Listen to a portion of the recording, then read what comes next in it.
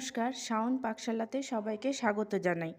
আজকে আমি বানাবো চাল কুমড়া পাতার বড়া। বাড়িতে চাল কুমড়া গাছ হয়েছিল, তাই জন্য ভাবলাম এই চাল কুমড়ার পাতা তুলে আপনাদেরকে পাতার বড়া করে দেখাই।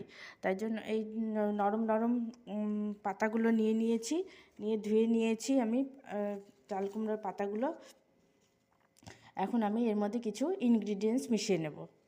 দিয়ে দিচ্ছি বেসন, দিচ্ছি চালের গুঁড়ো, সুজিতে খাস্তা হয়, পরিমাণ মতো লবণ, দিয়ে দিচ্ছি সামান্য হলুদের গুঁড়ো।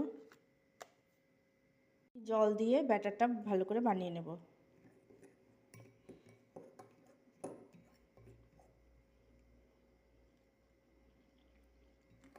আমার তো ব্যাটার তৈরি করা হয়ে গেছে। এখন আমি ব্যাটারে চাল কুমড়া পাতাগুলোকে ডুবিয়ে নেব।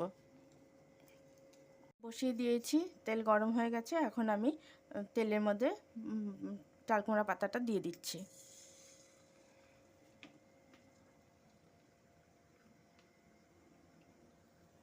কুমড়ো পাতার বড়াগুলো আমার করা হয়ে গেছে, আমি নামিয়ে নিয়েছি।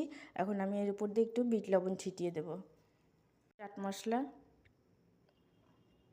এটা খেতে খুবই ভালো লাগে। গরম গরম ভাতের সাথে এই গরম গরম ভাজাটা নামিয়ে খেলে খুব ভালো লাগে। যদি আপনারা বাড়িতে করবেন, খেয়ে ভালো লাগলে আমার চ্যানেলটিকে সাবস্ক্রাইব করবেন, লাইক করবেন, শেয়ার করবেন এবং কমেন্ট করে আমার পাশে থাকবেন।